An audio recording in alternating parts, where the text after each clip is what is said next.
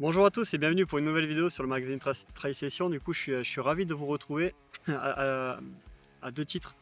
Déjà, personnellement, puisque ça fait un petit moment que j'ai pas fait de vidéo sur le magazine. Et deuxièmement, parce qu'en fait, j'ai entre les mains une chaussure qui vient de sortir et qui est d'une marque que je connaissais pas. Enfin, en tout cas, je connaissais le nom, mais il me tardait vraiment de tester. C'est la marque Craft. Donc, c'est une marque voilà, qui est très connue, notamment pour ses textiles haute performance avec une très bonne technicité et qui sont portés par des athlètes de très haut niveau. Et également par ces produits, on va dire, pour ces chaussures qu'on a déjà testé sur le magazine et voilà, qui m'interpellaient. J'avais vraiment envie de tester les chaussures de la marque Craft. Et du coup, j'ai entre les mains voilà, la dernière née des modèles Trail qui s'appelle la Craft Pure Trail. Du coup, une chaussure qui a été développée, en tout cas qui a été demandée par les athlètes de haut niveau pour de l'ultra distance. Donc les caractéristiques techniques de cette chaussure, voilà, elles sont simples. Craft a décidé de faire un drop de 6 mm avec une semelle intermédiaire de 30 mm sur l'arrière et 36 sur l'avant. Du coup, donc on a 6 mm de drop, voilà, ce qui est pour moi acceptable, sachant que j'ai l'habitude de courir normalement avec des drops plus réduits encore. Mais pour la plupart des coureurs, 6 mm c'est vraiment quelque chose voilà, de tolérable. Et je pense que c'est voilà, bien joué de la part de Kraft. On aurait pu croire qu'ils auraient fait du 8, mais finalement ils ont fait du 6 mm, sachant que l'autre best-seller de chez Kraft, la Pure Trail, et il me semble avec un drop de 10 mm. Donc là, un drop qui est un peu plus réduit pour les coureurs qui aiment cette sensation de course naturelle et course d'avant-pied très dynamique, malgré que la chaussure soit vraiment destinée pour. Elle est faite pour tout type de coureur, tout poids de coureur. Et c'est dans l'ensemble une chaussure que vous allez avoir de la facilité à amener parce que le mesh, qui est pour moi le coup de cœur, en tout cas la tige, elle est très confortable, très aérée. Je ne sais pas si vous voyez sur la vidéo. Et en fait, elle est quasiment transparente avec, des renforts en TPU sur le pourtour pour toutes les zones qui sont sensibles. Et Craft nous promet en fait un mesh qui résistera en fait à l'abrasion et à toutes les agressions du terrain.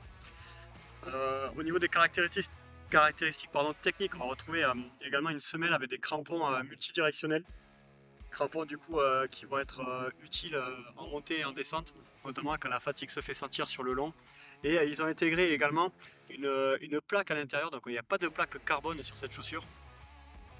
Par contre, c'est une plaque qui permet une rigidité, donc une meilleure stabilité.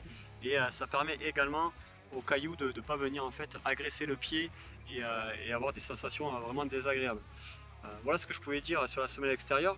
Et la semelle intermédiaire, voilà, qui est une semelle développée par Craft, une mousse en tout cas développée par Craft, qui est une mousse assez dure.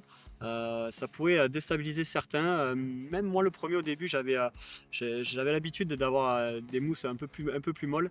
Là vraiment on a une semelle voilà, qui est assez dure et ce qui donne en fait un dynamisme à cette chaussure qui à la base n'est pas forcément faite pour ça, parce qu'elle pèse un peu plus de 300 grammes en taille 42, 320 je crois il me semble aux alentours.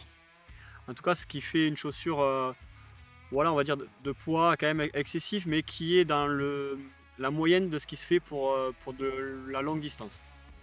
Quand on parle de longue distance, moi je dirais que là où elle excellerait le mieux ça serait entre 80 et 120 km, en tout cas pour mon gabarit de coureur.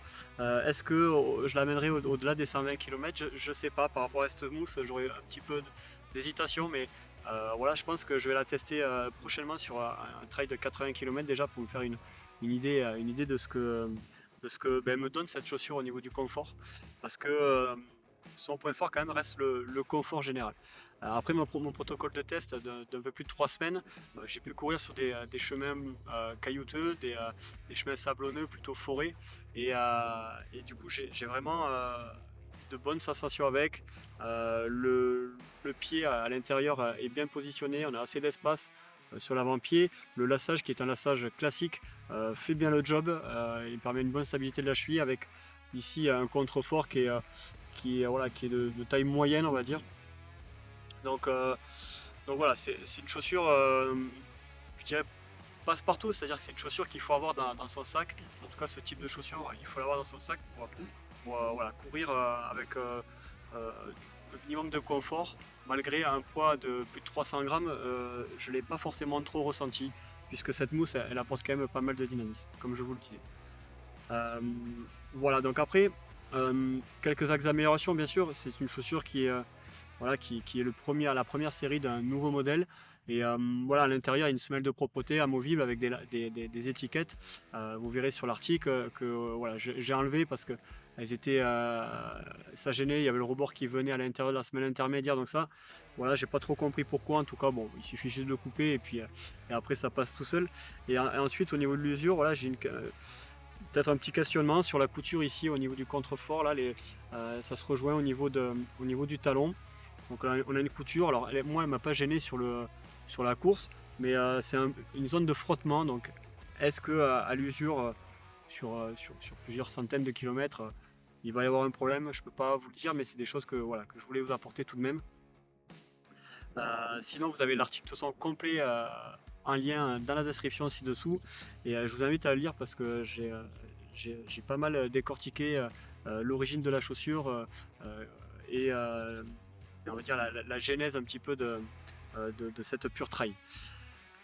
Voilà, j'ai fait un petit peu le tour voilà, de ce produit. Je suis vraiment ravi d'avoir testé la marque Craft. Ça me donne envie de tester d'autres produits de la gamme, notamment en route, parce que voilà, j'ai vu pas mal de mes collègues être ravis en fait de la marque Craft, qu'on n'attend pas forcément sur des chaussures de route, je dois vous l'avouer, par rapport à des géants. Mais c'est de bon augure pour la suite, et voilà, donc ça me donne envie, voilà, j'ai envie d'y revenir. Merci à vous, j'en ai fini pour cette vidéo. N'hésitez pas à nous dire en commentaire ce que vous avez pensé de cette chaussure si vous l'avez, si vous avez des questions également. Vous avez l'article de toute façon qui a un lien dans la description comme je le disais. Et puis on vous remercie d'être de plus en plus nombreux à nous suivre sur la chaîne.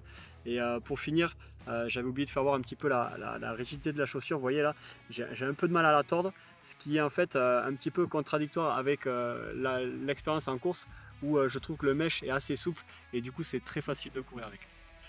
Voilà, j'en ai fini, et je vous dis à bientôt du coup pour une nouvelle vidéo sur le magazine Tri Session et un nouvel article.